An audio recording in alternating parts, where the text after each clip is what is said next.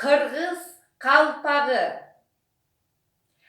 Карасам байкап алыстан, калпагы окшош тоосуна.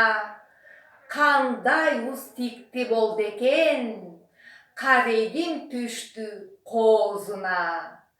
Ошол уз эгер сен болсоң, ой сулуу, сага айтарым, мага да бирди жасап бер, кийейин кыргыз калпагын.